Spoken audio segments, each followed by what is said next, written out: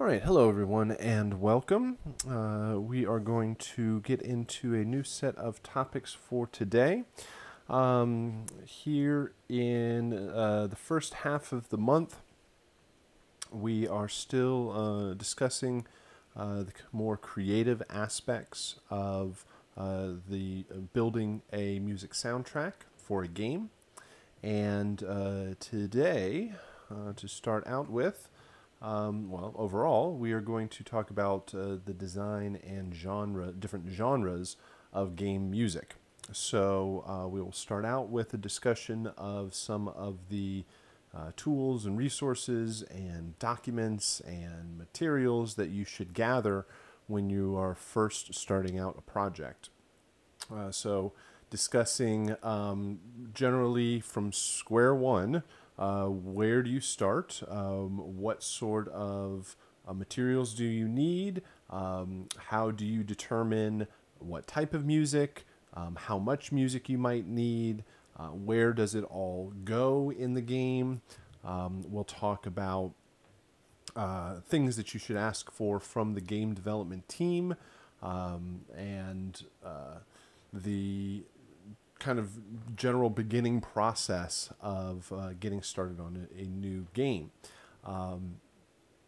Sometimes the client will come in with stacks of documents and say, this is everything we've had and built so far, and these are all of our ideas, and get familiar with the characters and lore of our worlds, and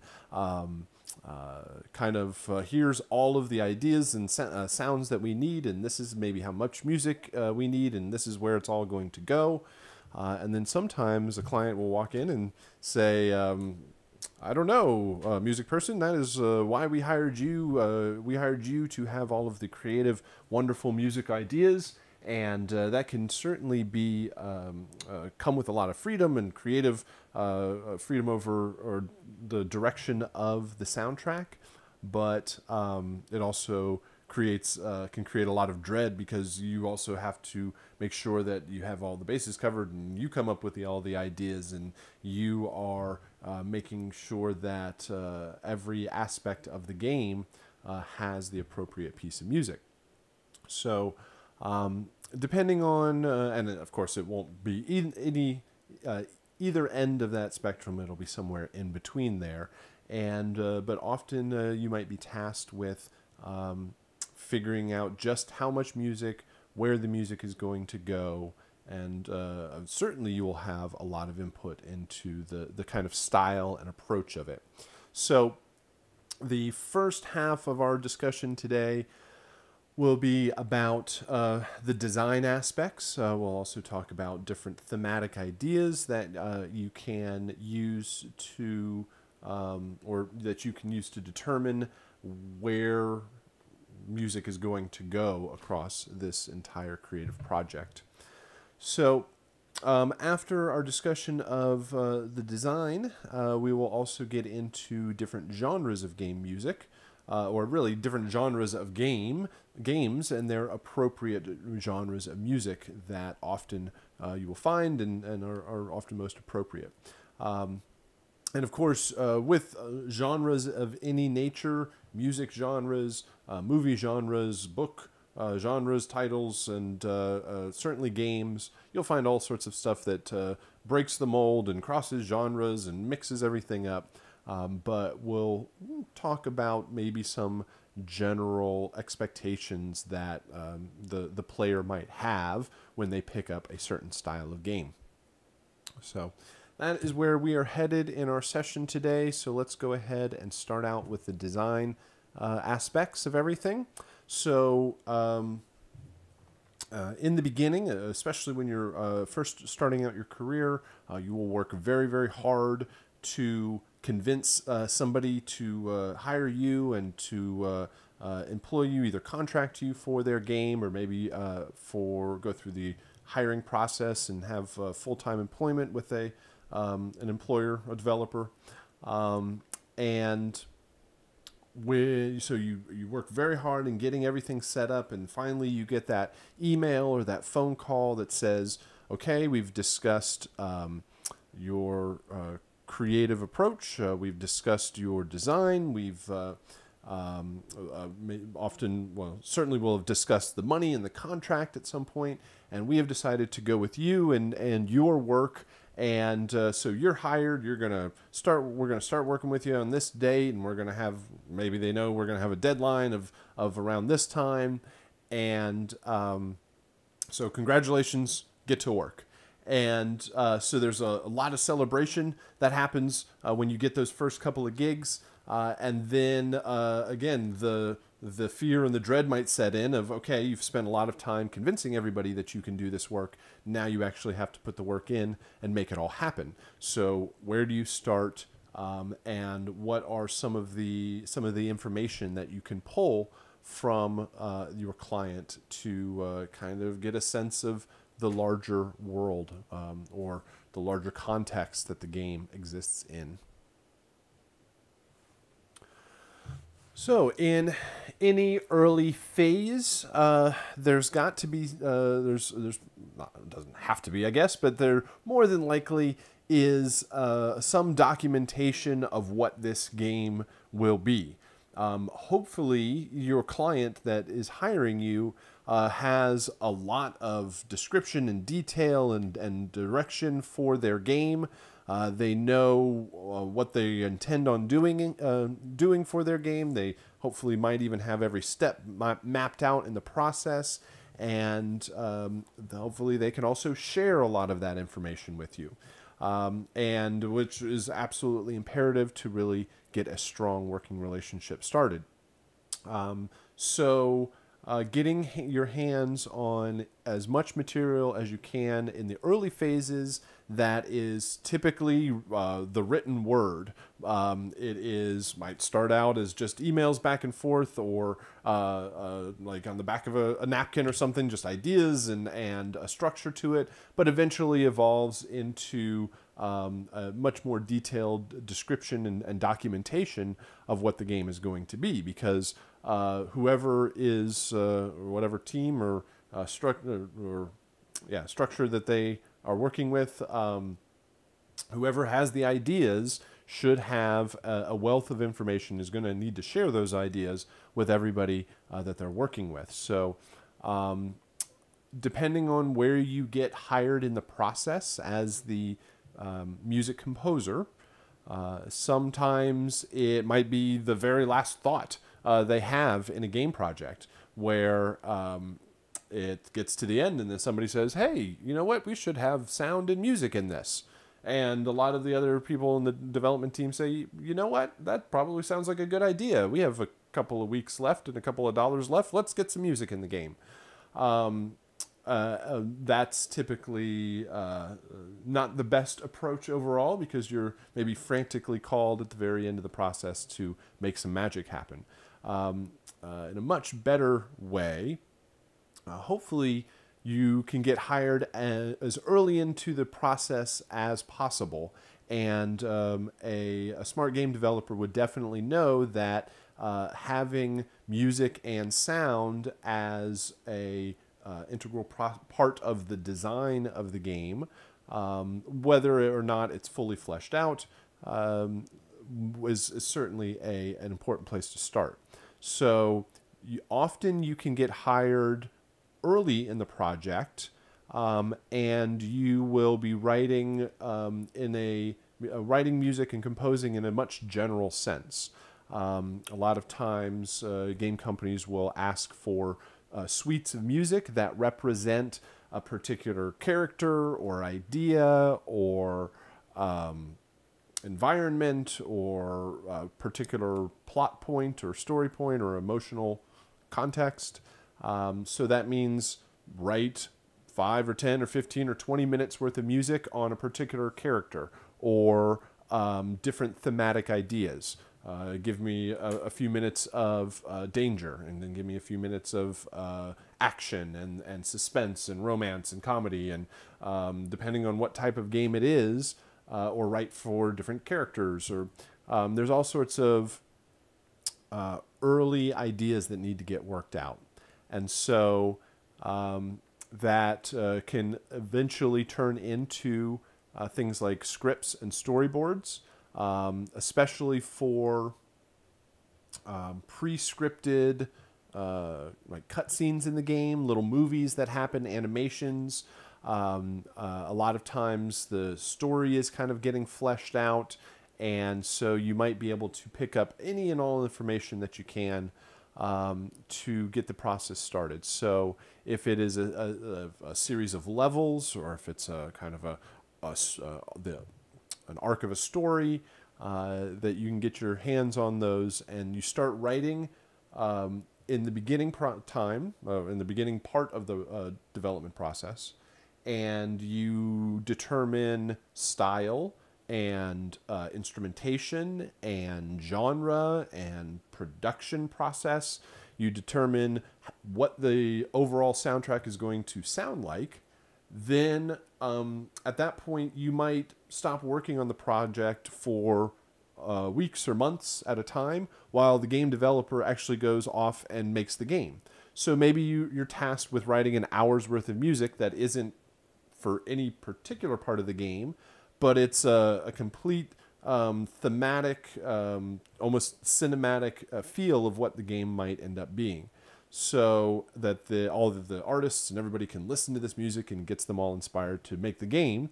Then they go off and make the game, and you are brought back in to the fold months ahead of time, where they say, okay, we have about, I don't know, a third or a half, or we have a whole game, but it's completely broken and it has no polish on it. So start writing.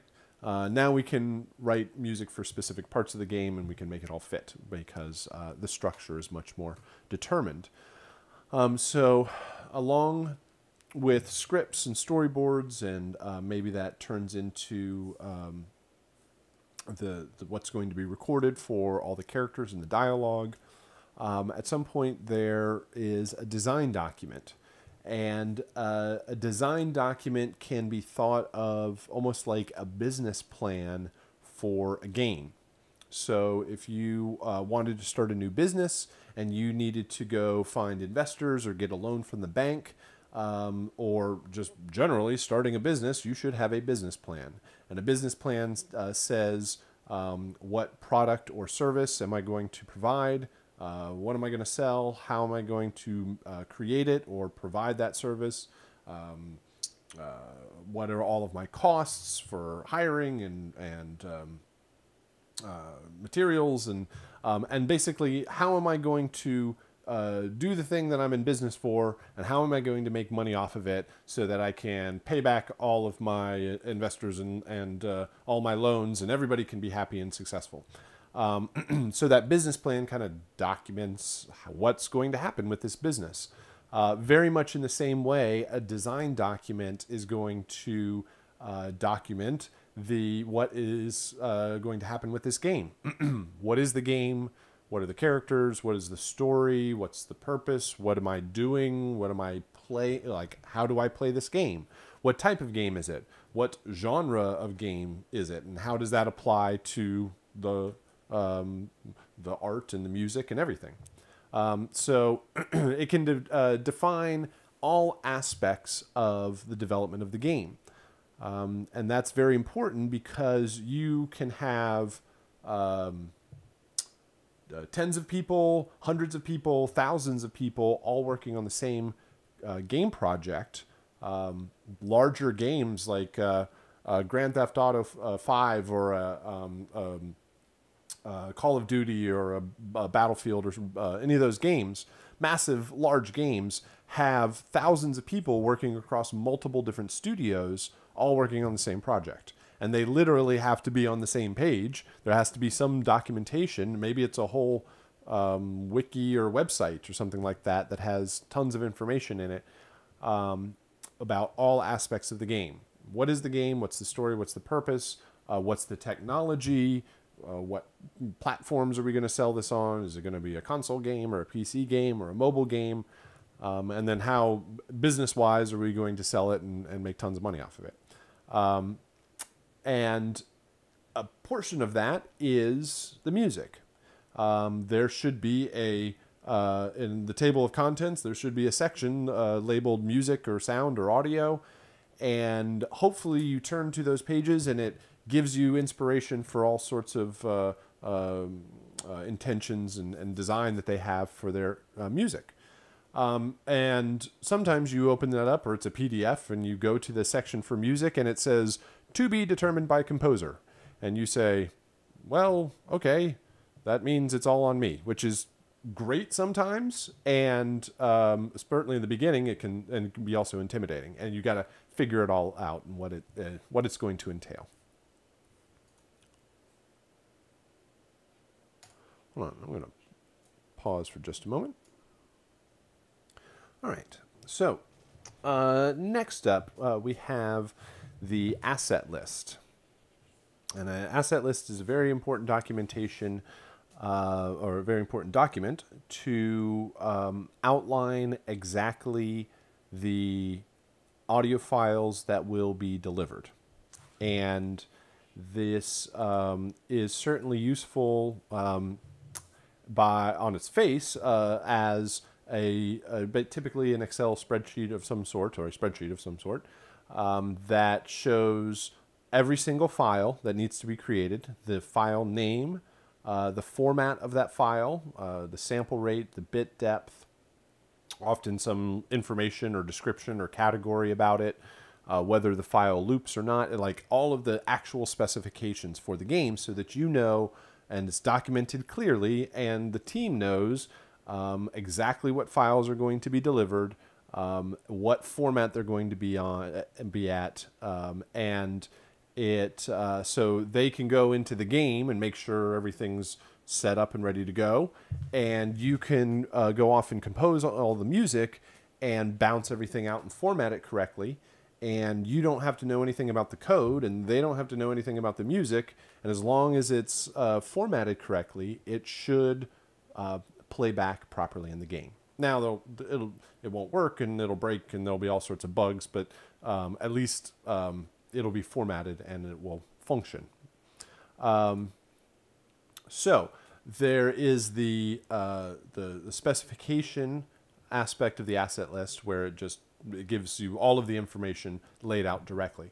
Another very important aspect is you can use this to document and track getting paid, or to determine the scope of the work, to specify, all right, 6 months ago we agreed that this game is going to require, let's just be very general, I guess 6 months is way too long. Let's say a month ago we agreed this is going to be an hour's worth of music and 100 sounds.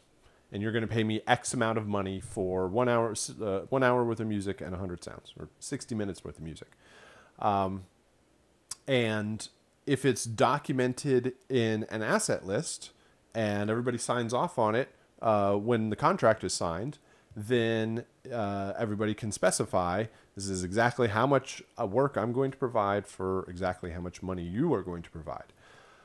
And games are notorious for what is known as scope creep, where the scope of the game, how big the game is, how much content it has, will creep and get bigger and bigger and bigger, or even smaller and smaller, depending on all sorts of stuff.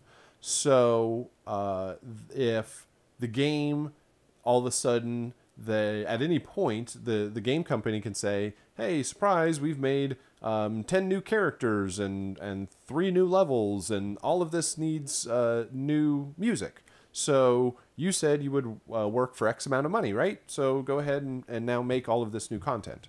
And if it wasn't specified, if you would just work for hire for an unspecified amount of work for an unspecified amount of time, well, time might be a different story, but unspecified amount of work, then it would be much more difficult to negotiate that. But with a clear document of everything, you can say, okay, this is how much work I was going to provide for X amount of money. If you need more work, then that's great. I can continue working for you. We'll just prorate it out to the new amount for however much you might charge per minute or charge per sound or whatever it is.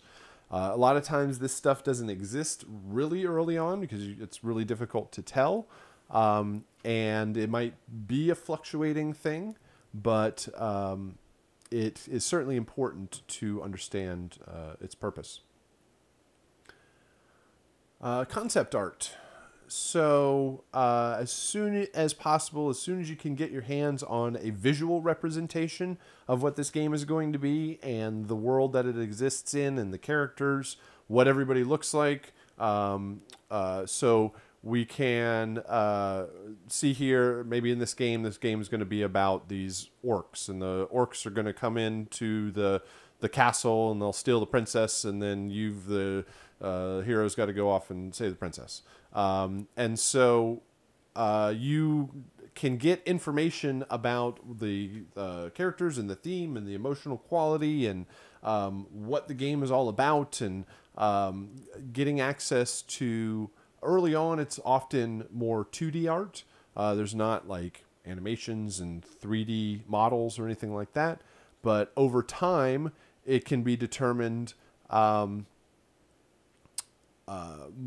come into more and more basically clarity as they create more art. It inspires your music.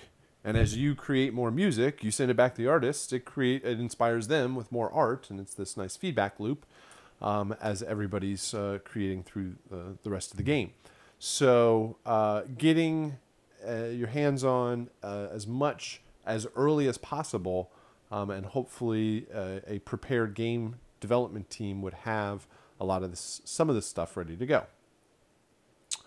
And that eventually turns into an actual build of the game, an actual working copy of some version, very, very early preliminary version of the game.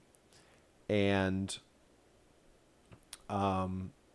it's from the very beginning all the way up until it's released, most games are a broken mess that just has bugs and errors and crashes and all sorts of issues, and those issues get resolved over time.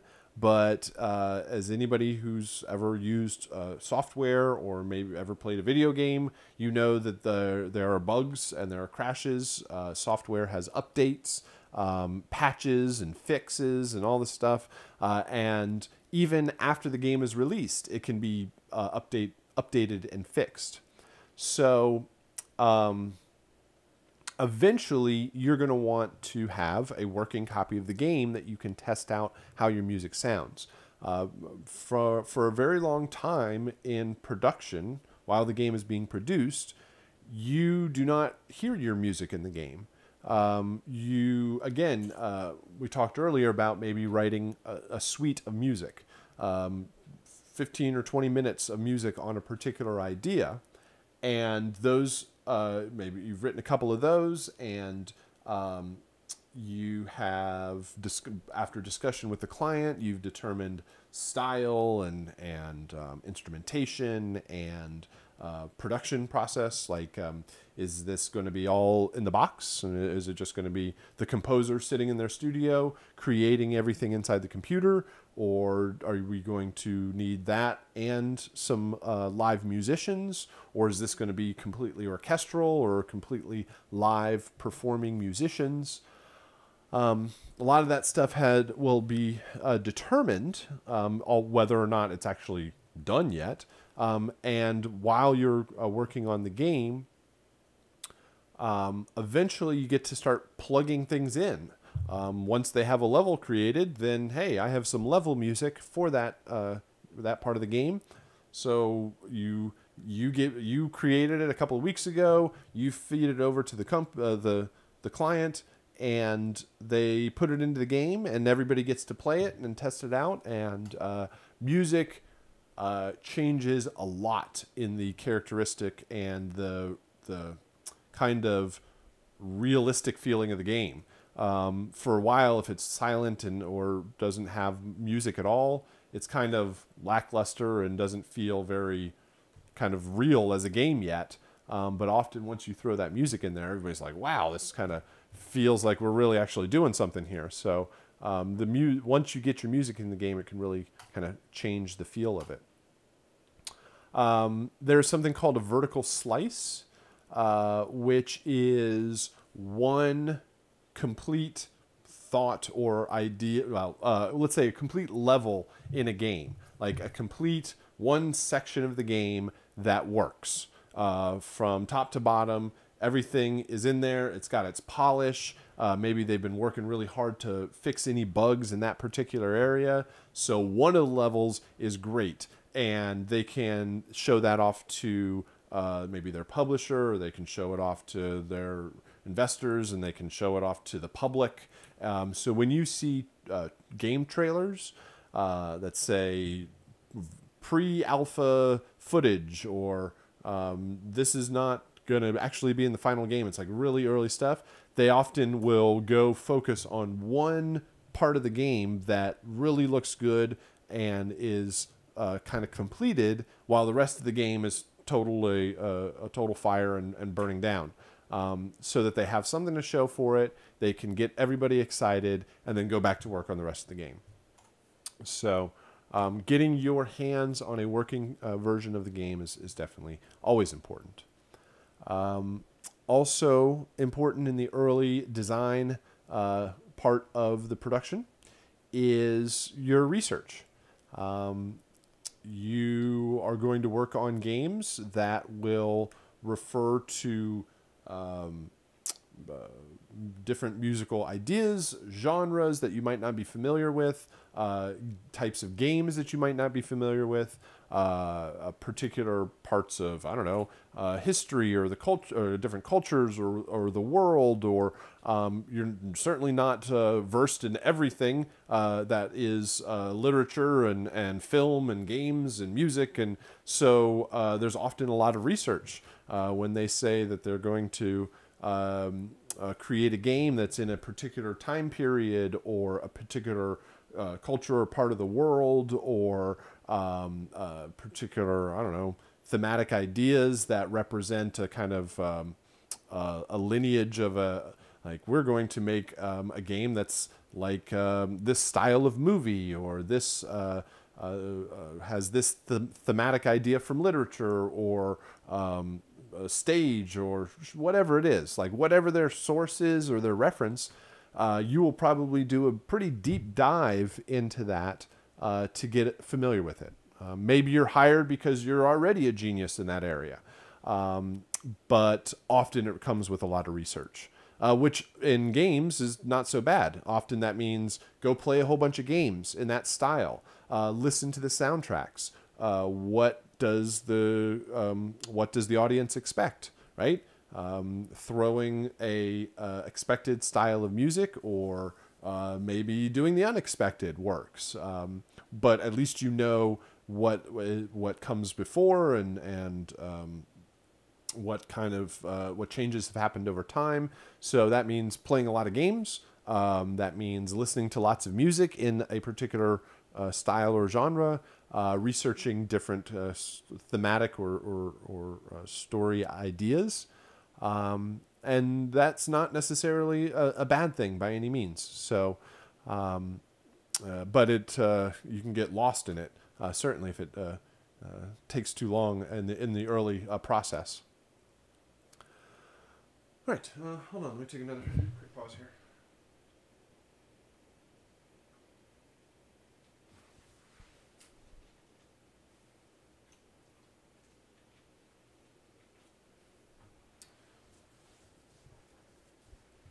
All right, next one is your sound palette. Determining what your soundtrack is going to sound like. What's the game going to sound like? Again, that represents style, instrumentation, genre, and as I mentioned, the production process. How are we going to do this?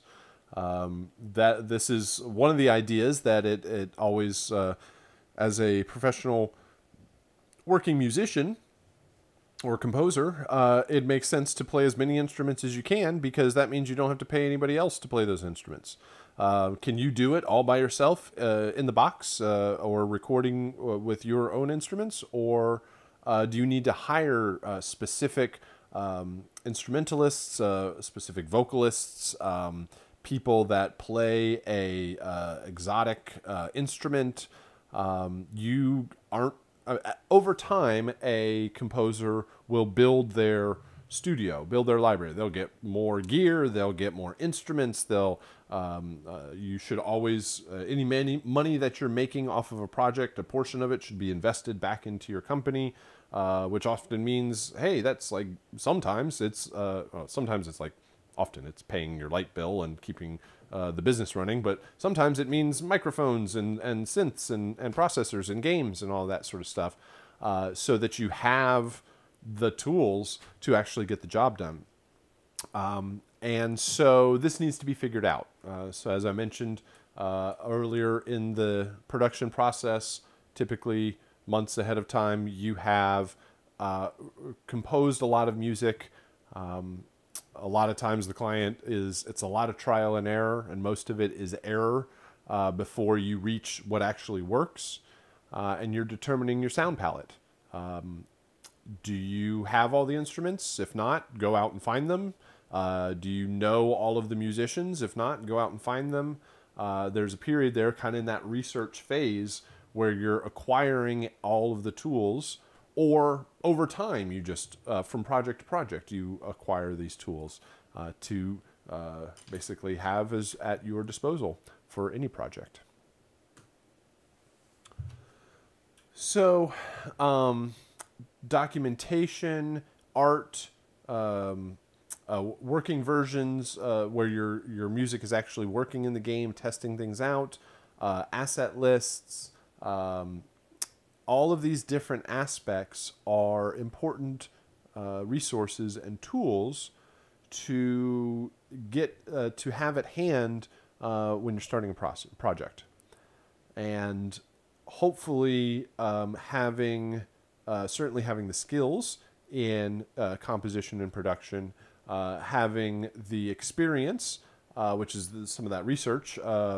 Where you are familiar with the project and what it needs, and often it involves kind of interviewing the client to pull out as much information as possible, so that you can start forming the idea of what is the music going to be, what style should it be, how much do I need, where does it all go in the game, and as you start getting all of these resources and tools and doing all your research, it should kind of show a path, at least maybe hopefully an end goal, to say, man, it would be really cool if we could do all this stuff, and then figure out the path to get from here to there.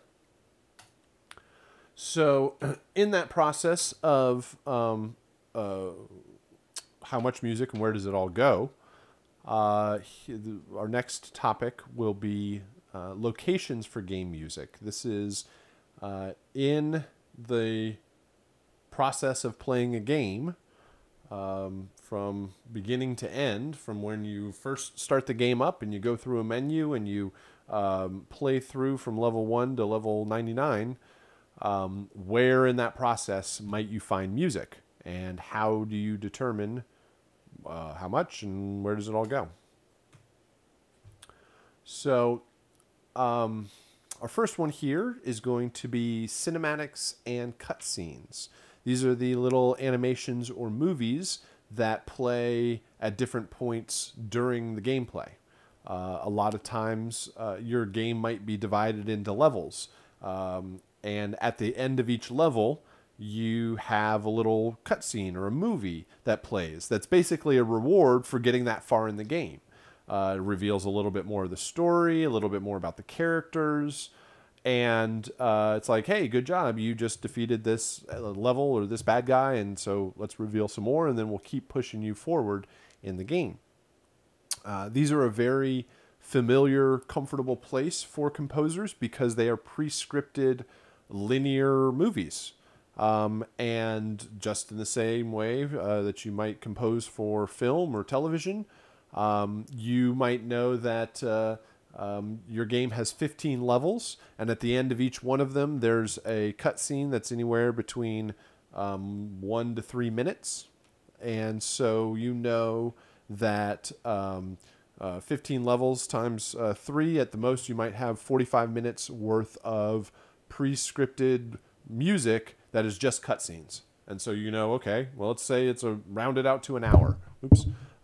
And there's a chunk, right? You can write that down on the list that those need to happen. You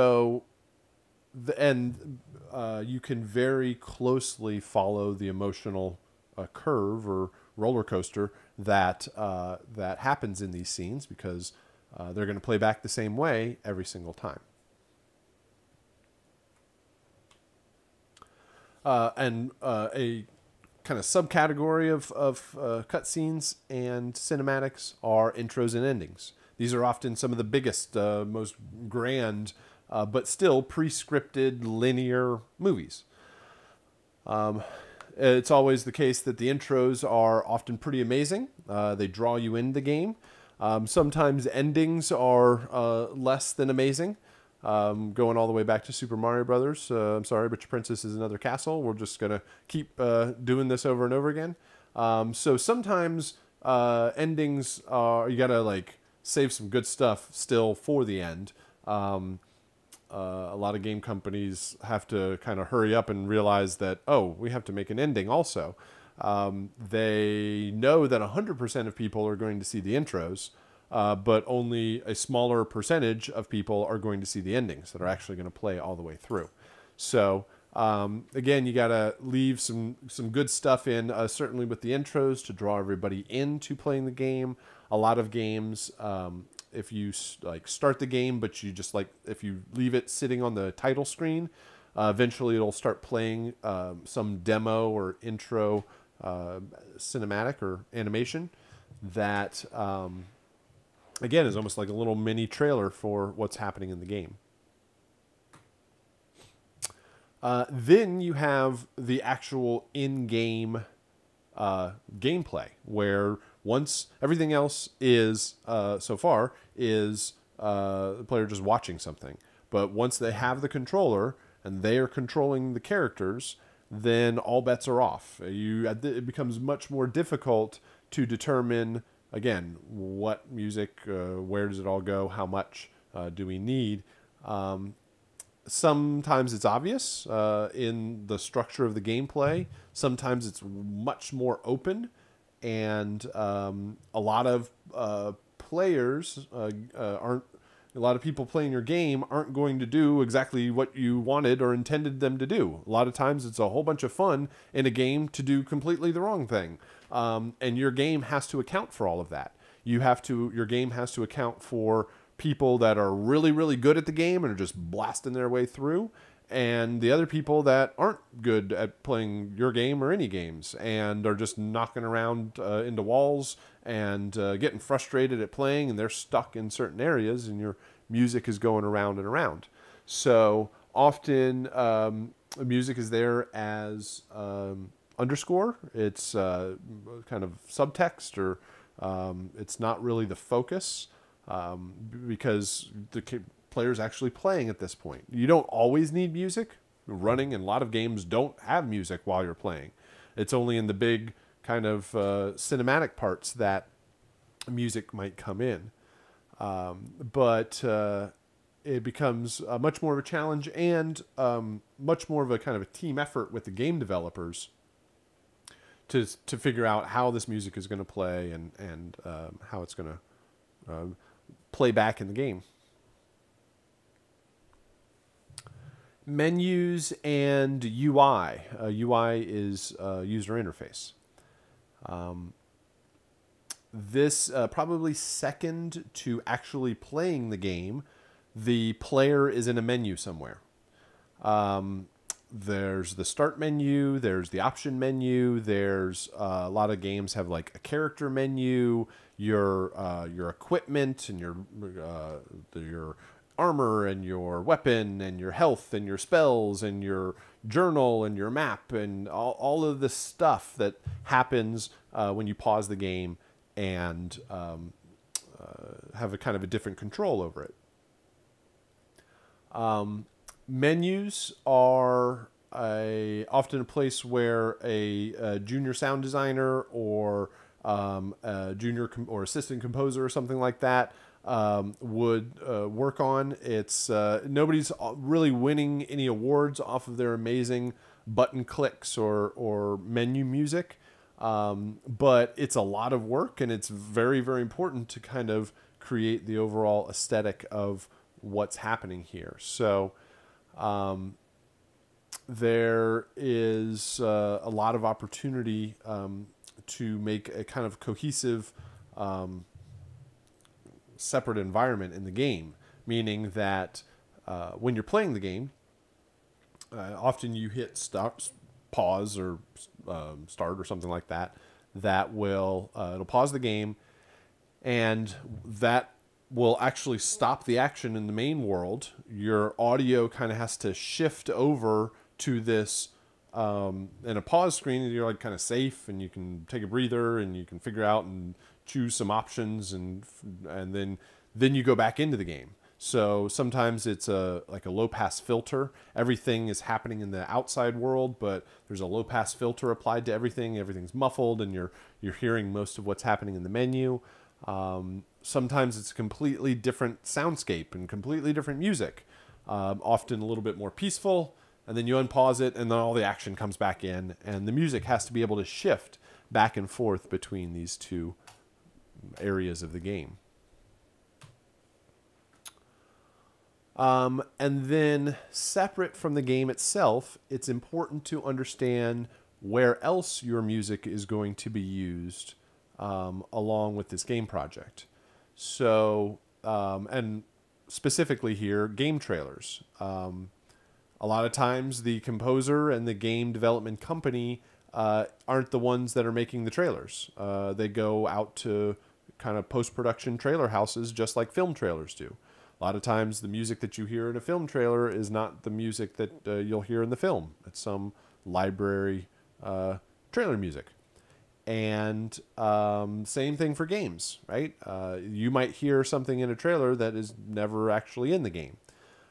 So understand if your music is being used in the trailers, and then consider all of the other uses. So yes, it's going in the game. Like when you license your music to the game developer, is it a complete 100% work for hire buyout? Like, we're going to hire you, we're going to pay you X amount of money over so many months or however long it takes to get the game done, and we pay you that money, we own the music 100%, and we can use it wherever we want. That is often the deal, especially bigger companies. They will come with deeper pockets and pay more money for 100% exclusivity. We have the rights to use it forever in perpetuity, and we can do whatever we want with it. Because a game company wants to know that its main theme of its game isn't going to be used anywhere else, and then they have complete control over it. So, but understand that that is part of the negotiation and needs to be considered, especially then working with smaller companies and smaller clients that don't have deep pockets to pay a whole bunch of money up front. So maybe you have different rates for whether it's exclusive or not. More than likely, the company still wants exclusivity. Like, they don't want to hear that theme anywhere else. Some game companies don't care, but a lot of them, especially the much more professional, will care. But they might not have the rights to use it wherever they want. Okay, maybe they're a small game company. They're making a mobile game. They're making something on iOS or Android, and so they want music for that game. Okay, that's fine. But if all of a sudden it becomes a huge success and you need to move it to consoles or PC or Mac, or Windows, then that's a different story. Now all of a sudden you're successful. Well, you only have rights to use it in the mobile version. Maybe you as the composer retain the rights to use it everywhere else. Maybe you retain the rights to sell the soundtrack. Okay, you don't have a whole bunch of you don't have much money up front, but we can still make this work. I'll still you can have exclusive rights to use it in the game, but I retain the rights to sell the soundtrack. So I can make some extra money that way. If it's a successful game and everybody loves the music, well then cool, I can make some extra money off of selling the soundtrack, and you don't have to pay me for that. So consider where it's used. Yes, it's used in the game. Then can they use it for any sequels? Can they use it in perpetuity? Can they use it forever? There's a game recently called Alan Wake, which had a lot of licensed popular music. It was a very popular PC game. I think it's actually on consoles too. And was released, I don't know, within the past 10 years or something like that. And they didn't have exclusive right. Well, they had exclusive. Well, no, they didn't have exclusive rights. It's popular music, but it was like I don't know, a classic rock song or some popular artist that already had a very established music, and so they didn't have rights to use it forever, and they recently had to remove the game from stores. Or from it's not actually in a box anymore. It's digitally downloaded. They had to remove it from the stores to take out that game, that song, and replace it with another song, and then put it back up to sell it again. So they can use it in the game. Can they use it in the mobile version? Can they use it in all of the sequels? Can they use it in their website or a web game? Can they use it in their advertising? Can they use it in the trailer? Can they use it internationally? Can they use it on multiple different platforms? There's a lot of rights that you can retain. If they don't have a whole bunch of money up front, well, then I'll retain all these rights, and once it becomes popular, then everybody's happy, and you have more money, and you can buy more rights to use it in other places. Or if you already have tons of money, then cool. Throw all that money my direction, and you can have 100% exclusive rights to use it in whatever way you want. And often that comes from, well, initially that's you talking, but eventually that's your lawyer talking and making all of that stuff happen and understands the lingo and the logistics a whole lot better. All right. So different locations in the game. Where does it go? How much do you need? Where does it all fit? If you can start kind of mapping out the game, breaking it down by levels, by environments, by characters. How many levels does my game have? How many worlds does it have? How many characters does it have? How many ups and downs in the story and the like objectives and plot points and goals and how many things do I have to do in my game? If you can start mapping all of that out, then you can get a skeleton and at least estimating, all right, this needs 2 minutes of music, and that's a 30-second something, and that's going to be a 5-minute long piece, and this is going to be, and you can start adding it all up, and you'll often realize that it's a lot more than you might expect initially, or just kind of ballpark. And it needs to be negotiated. All right, so moving away from the actual locations, like I want to say physical locations, but it's not. It's a game. But in the actual like things you can point at and say that needs music and that needs music along the timeline of a game. You also have the thematic ideas, the emotional quality, the objectives and the storyline, and the characters' intentions, and the the thematic movement of your story throughout the game.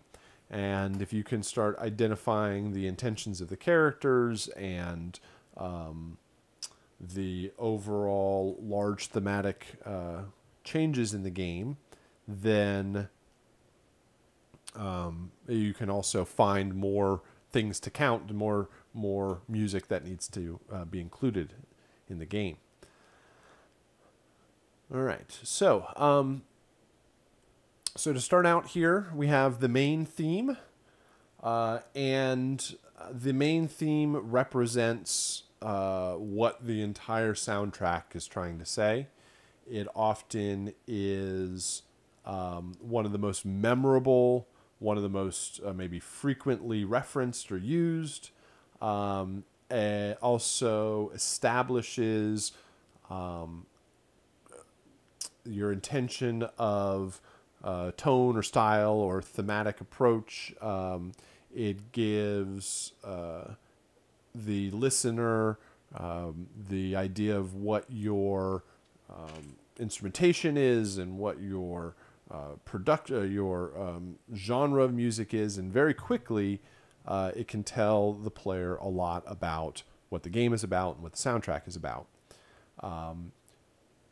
Sometimes it is the main menu theme, and oftentimes the main menu theme just becomes the main theme because people hear it so often every single time you start up the game, right? If you ever played Halo, hearing those choirs sing when you first start up the game is very memorable and becomes very much a characteristic and completely separated from the game. That's something that can make people remember that game immediately. So the main theme doesn't always show itself right away. You certainly do not write music in any sort of linear logical approach. Well, I mean, I guess you'll have some kind of structure over time, but by no means is it, okay, it's day one, I'm going to write music for level 1, and then tomorrow, day 2, I'm going to write music for level 2, and then all the way on day 10, I'll write music for level 10, and at some point, I'm going to write the main theme, the first thing, and the last thing you'll ever hear, and then I'll be all done. There is by no means a often logical approach to it. You just keep generating music and finding places for it to go. And as the game gets more well-defined, then there's more obvious and more well-defined holes for music to fill. And sometimes it can show itself early. Sometimes you can sit down with the intention that I'm going to write something that is the main theme, or I'm going to write 100 ideas that could be the main theme, and we'll all pick one. Maybe it needs to be there and represented early on, or maybe as you're building the game, you're listening to all sorts of stuff, and there's that one piece of music that everybody keeps going back to, saying that really is awesome. That's one of the best things that represents this game. And often it shows itself over time, not immediately or not intentionally. So, but it really provides a lot of the outline and the principles of what the music is going to be. Leitmotif. You should be probably familiar with this concept by now, but it certainly applies very, very well to games. The idea of leitmotif is basically attaching music to any sort of person, place, thing, idea, concept, anything that can be nailed down so that whenever that, if it's a physical representation, like it's a person or a character or an object in the game or a location, those can be, almost countable. Like you can say, okay, I've got 10 characters and they all need their own individual character themes. Or when I arrive in this particular world or in this area, man, I'm going to hear that very memorable music that will become associated with that area. Sometimes it's not so physical. Sometimes it is more of a concept, more of a approach or an intention of a character or a intention of the author or the game as a whole to provide a sense of bravery or fear or retribution or trustworthiness, or these big non-tangible concepts that you can't sit somebody down and explain, but you can play them a piece of music and they can get that feeling right away. So, and that is often brought by the music in the game. So, finding those themes, where they're character themes, and establishing those thematic ideas early on provides a lot, even more structure. So you've got the linear timeline and progression of the game, where you can start mapping out music. You can determine what I would consider the nouns of your soundtrack, which is the person, place, or thing, characters, locations, objects. Do they need music? Well, let's write all those down, and then you go for more of the less tangible, less immediately in your face kind of ideas, more of the concept or ideas, and you start finding lots of stuff to work from. Hopefully, more than you need to get started, and you can just start grinding away at all of this stuff, and it will start taking much more shape over time. Specific to character themes, games are very good at playing the correct music to give you a sense of whether this is a good guy or a bad guy. And a lot of times players don't even recognize it until it's pointed out, and then they're like, oh, yeah, that's a good guy, and now I hear it's in a major key, and it makes complete sense. Or all of a sudden, no, they're a traitor, and they betrayed you, and everything moves to minor and very intense all of a sudden. And so you can very clearly get across the intention of the character through the music, especially if there's no dialogue in the game. Right? It's a mobile game, or they didn't have the resources or budget to do a full vocalized game that then has to be translated all across the world. That's often very expensive. So maybe they could leave out the leave out the dialogue and just use text all the way through and give a lot of that sense of emotion from the music. Level themes. Like I said, person, place, or thing. Level themes represent the locations, the place portion of all of that. Lots of games are divided into levels, where you either have to get through that level, like you have to linear get from level 1, level 2, level 3, and progress your way through the game.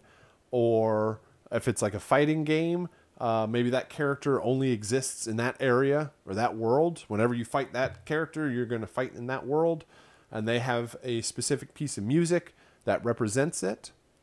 Going all the way back to Super Mario Brothers, that has a very clear-cut example. When you start the game, you're above ground. You hear the above ground music. There's only about 3.5 minutes worth of music through the original Super Mario Brothers. You just hear it over and over again, right? You hear above ground, then you go down the green pipes and you go underground. Then you there's underwater. There's Bowser's Castle, and then all of the castles, and not much more. And little other things peppered here and there. So you will hear a very specific piece of music for that area. And players come to expect that when they hit that particular part of the game, that they're going to hear that part of the music. All right, let me go ahead and take another quick pause before we get into our second or topic here.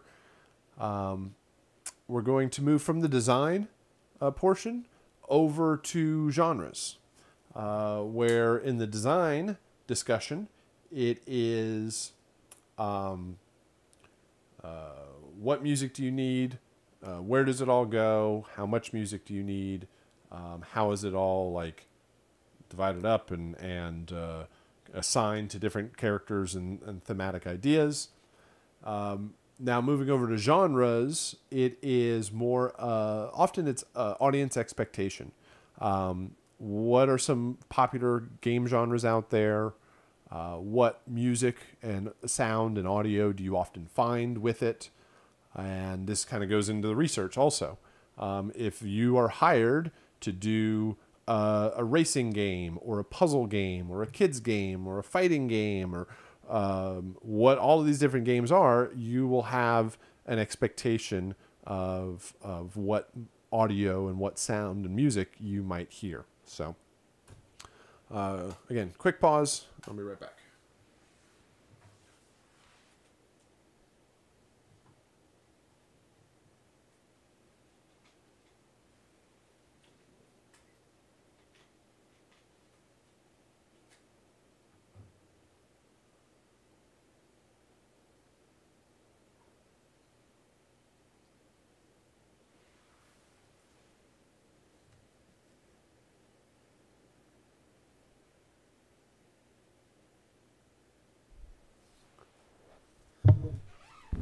Okay, so game music genres.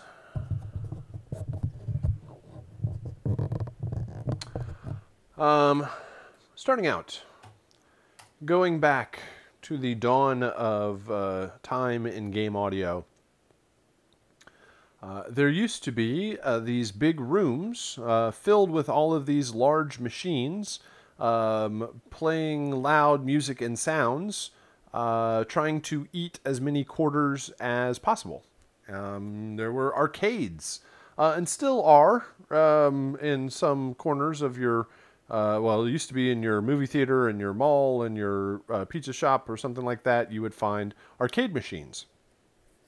And they had a attract mode, which would, when they were just sitting there, they would just make all sorts of random sounds to hopefully draw attention to people to go over to play it.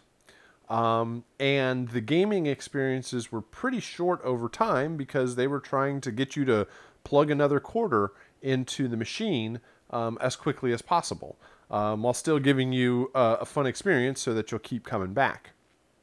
So the games had very limited technology, especially compared to now. There was little to no recorded audio. Everything was synthesized in real time, and everything was often based off of levels and were like really kind of short experiences. You'd hear the same music every single time. While the arcade machine was sitting there, it would make the same sounds. Every time you throw in a quarter, it would start up playing the same music. You get to level 1, it would start playing the same piece of music, and so it became very repetitive, but very memorable because you heard it over and over and over again. So there are some classic themes that originated, and a lot of the basic tenets of audio for games, both music and sound effects, certainly made their start here. So it wasn't long before some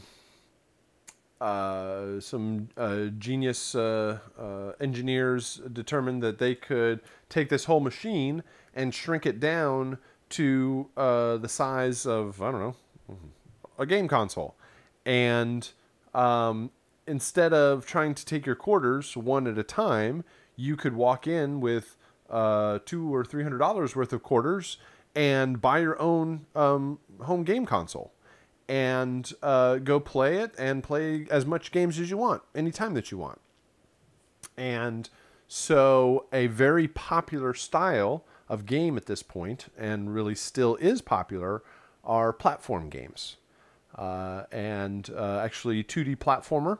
Your game, that's where the name comes from, is certainly a platform game, which is really running and jumping between different platforms, and often defeating your enemy by punching it or shooting it or jumping on its head or hitting a block that it's on or something like that. Platform games were some of the first style or genres of games out there because they have an overall simple approach, but also can be very addictive, and are a much more kind of simple approach to gameplay than what has since become much more complex games out there.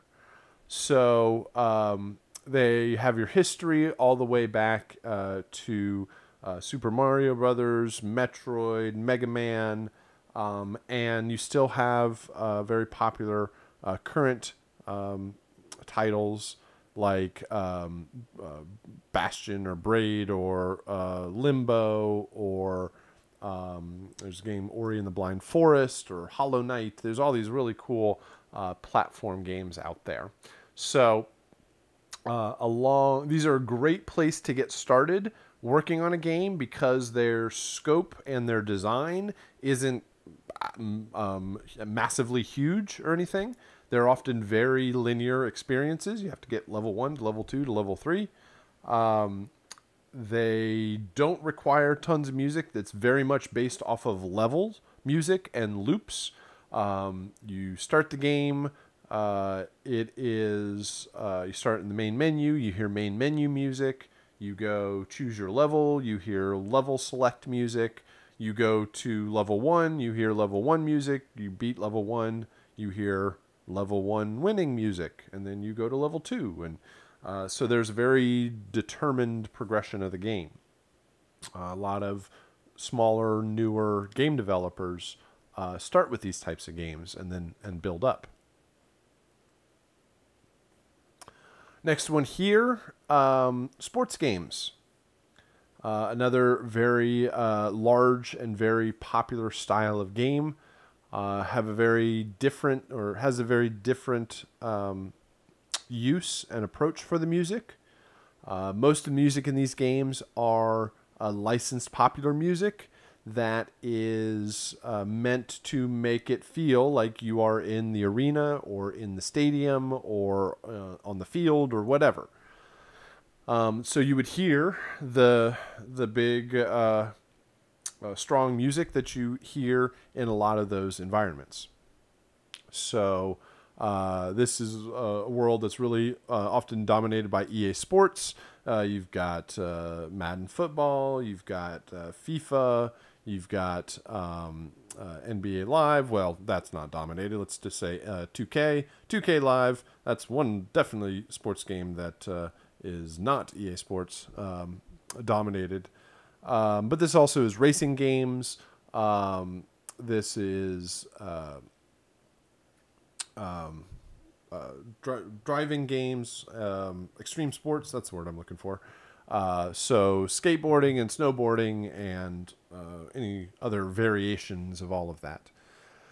So this is typically they're going after established artists. This is not something that you would be submitting your music as a composer to work on their games. They are looking for popular artists. The other thing is these games come out every year. They come out every year with the seasons. So they know every single year they got to find new music, new artists to put in their games. So a lot of artists get a lot of boost in popularity through games. Games are always looking 6 or 8 months out ahead of time. Who's going to have a real big hit album? What new and upcoming artists can we use to? They get some great blast of promotion. We get great music in our games, so it works out together. Our next one here are action games. These are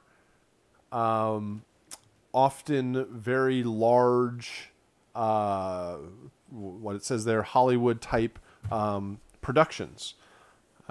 These are some of the biggest, most popular games out there, really dominated these days by what's known as a first-person shooter. You are the hero of the story, and you are out to go defeat the alien invasion or save the world from the bad guys or whatever. I don't know. There's all sorts of different versions of it. Robots and monsters and aliens and zombies and all that, all sorts of wonderful action movie kind of stuff.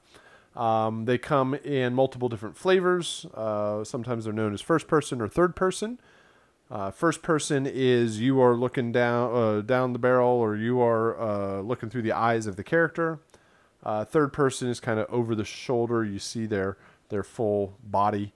And then they two more variations you'll find are single player and multiplayer. I got another slide for multiplayer games in a little bit, but single player, they also often come in or have single player campaigns or versions of the game. So and those are often trying to mimic a cinematic blockbuster kind of experience. So they are often hiring talent from that area. They'll often hire movie composers or big names and very well-established composers that can pull off the size and scope and the popularity of these games. This is not a great place to get started on your first game. You're not going to write your first email and say, "Dear Activision, I am a recent graduate of Full Sail University and I love Call of Duty. I think you should hire me for all of your next Call of Duty games. Love, first time game composer." Not necessarily the first place you should start out. I mean, this is obviously where a lot of people are striving for. These are some of the biggest games, biggest budgets, biggest popularity. But they come with the biggest kind of weight of and a huge involved production process. So a lot of folks build up to this, and it's often teams of people pulling it all off. Still in the same size and scope and large popular games, we also have adventure games. These are often what are also known as open world games, where it isn't a linear storyline. Oftentimes, I'm going to go back, action games, they often have a very prescribed storyline that you have to follow. Like you have to, the bad thing has to happen, and then you have to go defeat the enemies, and then, oh no, you're not really going to defeat the enemies, but then you come back for your second chance and you totally defeat everybody. And there's a very linear kind of storytelling progression of the game. Adventure games often are these open world experiences that you are the hero of the story and you are playing through the game in whatever order you want. So you are you don't go in any sort of linear direction. You are plopped into the middle of the story, and you might start at point M, and then you go off to point X, and then you go back to point D, and then you go off to Q and R. It's not A, B, C, D all the way to Z, and then you beat the game. You progress through in whatever direction or order that you want, and this becomes way more open and free for the player. They have a lot more control as to what's going on. They have a lot more freedom and feels like they are the hero of the story. But it often means a lot more difficulty for the composer because you don't know what's going to happen or when anything is going to happen. The worlds are almost so big and open that you can almost do whatever you want. A lot of times they are based in a kind of a fantasy world. Of course, going back to Legend of Zelda, World of Warcraft, extremely popular, has been massively successful for over a decade in creating this open world that people can play in. Skyrim and the Elder Scrolls series has been massively popular and kind of is part of these really large games. And then you have Rockstar games.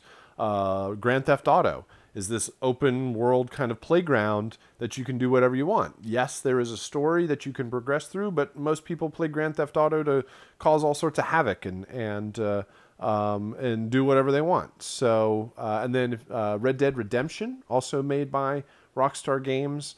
It's basically like Grand Theft Auto in the Wild West. So very open and very can be a diverse mix of games out there. But these types of games are much more difficult for a composer to determine the order anything is happening in. You don't know when anything is going to happen, but you do know where the character is at all times. So a lot of the music is based off of location or where you are in the game world. Are you in the town? Are you in a shopkeeper's shop? Are you in the dangerous dragon's cave? Well, I don't know when you're going to arrive at the dangerous dragon cave, but I know once you get there, there's going to be dangerous music playing. So I don't know when, but I know where you are. And that also kind of goes to proximity. How close are you to something? How close are the enemies? How far away have you run? Sometimes you can use that sort of stuff to determine when things are going to happen in the game. Multiplayer games. This often, again, goes towards the action game genre. There's all sorts of different varieties of that, but it does present a unique kind of paradigm to how the music and the sound operates. Number one, there isn't a lot of music in a multiplayer game, at least during the gameplay, because people are so intense or focused on being the best and being most successful while playing the game. A lot of times music is pulled down or out entirely. You'll get it in menus, and you'll get it in win and lose screens, and maybe like different reveals and levels and stuff like that, power-ups. But a lot of times music is not playing there. But the sound as a whole, sound effects and whatever music is playing at any time has a kind of different setup in a multiplayer game. Consider the fact that, number one, your game console can talk to other game consoles across the country and across the world in fractions of a second, fast enough to make what feels like real-time gameplay actually happen. And then on things like the Xbox and the PlayStation, you can have up to a lot of games are like 16 versus 16, 32 by 32, or 64 players versus 64 other players. And probably not, but in theory, all 64, let's say, Xboxes, who those people are all across the country or state or wherever they are, playing this game, you could have 64 5.1 music systems hooked up to those, all playing in real time, creating a unique interactive audio mix for whatever's happening in the game. So the game always knows where you are. It always knows where the enemy is or the other player is, and it changes the audio accordingly. So, and it doesn't actually send the audio around or anything. Everybody has the same game. It has the same disc. Like it has the same audio on it. And all it sends back and forth is the information or data of what to do with that audio. It's kind of like MIDI. It's not MIDI, but in the same sort of idea where the WAV file is a big fat audio file. It takes up a whole lot of space versus MIDI that can, like, okay, so do I record an hour worth of piano music, or do I take an hour-long MIDI file and just have it trigger and play a piano? Well, that MIDI file is going to be a lot smaller overall. Well, if you're playing an online game, I'm not actually sending WAV files back and forth. I'm just telling, my computer just tells everybody else's computer, or actually my computer tells a server. Everybody's connected to that same server. And so I'm in a game and I fire my weapon and I go bang. My computer or my game console tells the server and says, hey, this person on this console standing in this location went bang. Tell that to everybody else.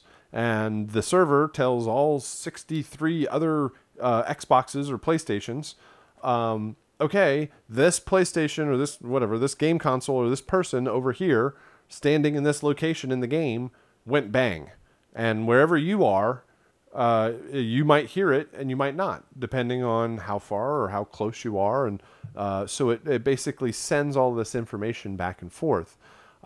This requires a very unique approach for the music, very unique approach for the game, and is a completely separate kind of audio headspace to be in from a single-player game to a multiplayer game. Mobile games, also extremely popular, but have a different need and use for the music.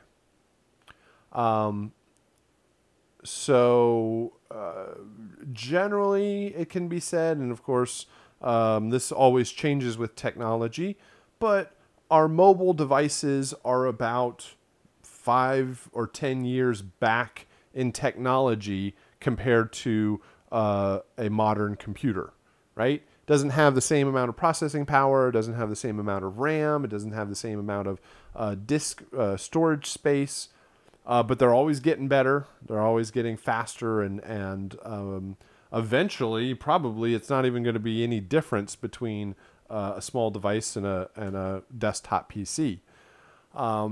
Or maybe it always will. Maybe your desktop computer will always get faster, and so will your phone.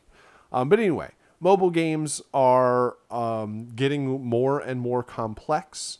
If you're writing music for a mobile game, there are specific or certain limitations that you just need to be aware of.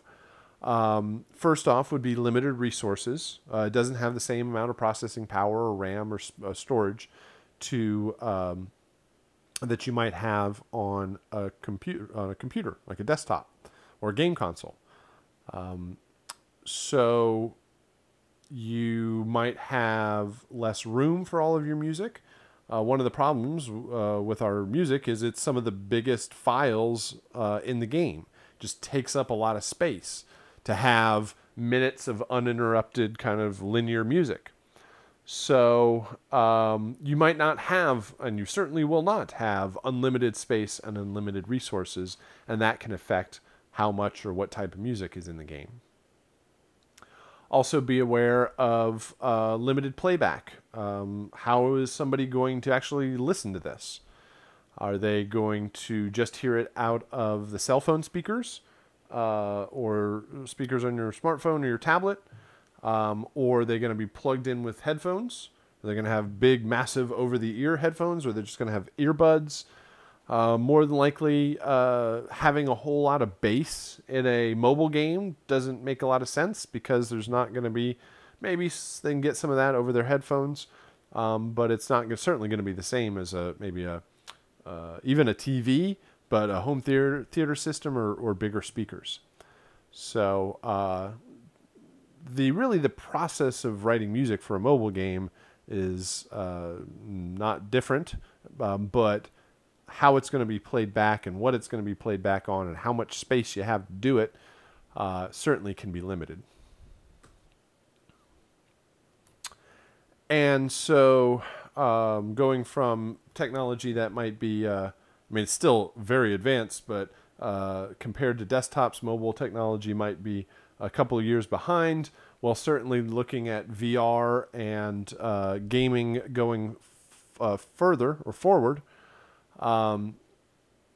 we have VR and AR and virtual reality, augmented reality, mixed reality, all sorts of stuff. Basically, you are no longer sitting on your couch or playing the game. You are the character. You are in the game world. You put on a head-mounted display, and you are completely closed off from the external world, and you play the game through the eyes of the character.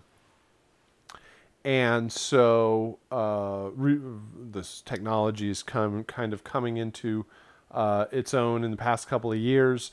And they said, isn't this amazing? We found this, we created this box. You put it on your head, you put it over your eyes, and it looks like you're actually there. And you experience it in the world as if you were physically there. And we, over here in the audio side of things, say, wow, that's amazing, because we've had these devices that you put on your ears, and it completely separates you from the external world, and it sounds like you're actually there. And they're called headphones, and they've been around for decades. That's great.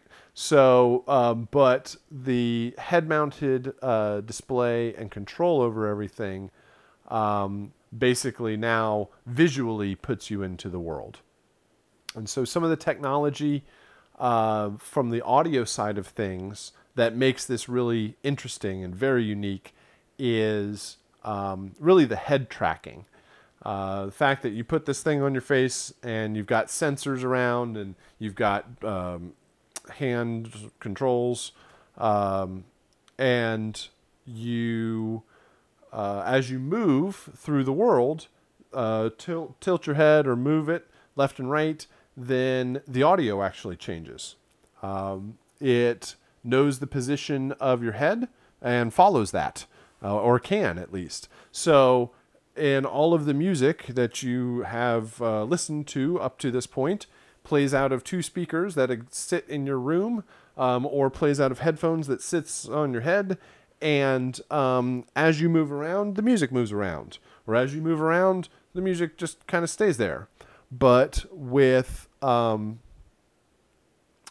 tracking, you can separate the sound from directly from your ears and from moving your head around. So the sound sits out there, and you can move all through the space, and it sounds like it is separate from, and it's not sitting directly on your ears.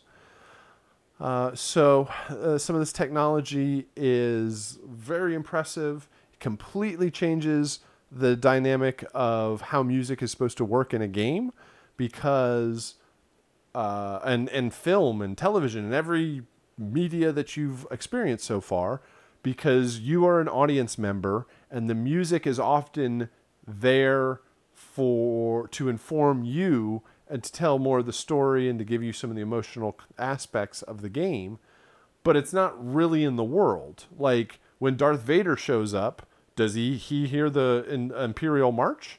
Not really. He doesn't have like an orchestra following him around everywhere. So when you're in the game and you're playing as Darth Vader, do you hear the Imperial March? Well, hopefully, maybe at some point you do, because it would sound really cool if you're Darth Vader and all of a sudden you start hearing that. And but would it actually be there? Do you, like in the real world or in this real virtual world? That doesn't make sense. But does the music follow you around? Do you have a theme song following you around all the time? Would be very cool, but in reality, it doesn't actually happen. So every time you enter the room, you've got this awesome piece of music that plays. So how do we deal with that in the virtual reality? How do we deal with, where does the music come from? A lot of times now it has to actually exist like it actually does in the real world. It has to come from a speaker. It has to come from a TV or a radio. to actually hear it, or maybe it's always there and it's just kind of in the background and it's part of the whole experience. But these are newer ideas, and so that about wraps everything up. We talked about the design approach. We talked about how you can figure out what style of music, genre, instrumentation, your overall sound palette. What are some of the tools and resources to what are some of the tools and resources to get started on a game project? What are some of the ways that you can figure out where does all the music go? Different thematic ideas. Then we got into different game genres, talking about the expectations of the music, what type of music, how does it all work. So hopefully it gives you a lot of insight into the process. So stick around for questions at this point. If you have any, let me know, or send me a message on FSO. But hopefully that gives you some good information and resources to work from. So thank you very much, and we'll see you again next time.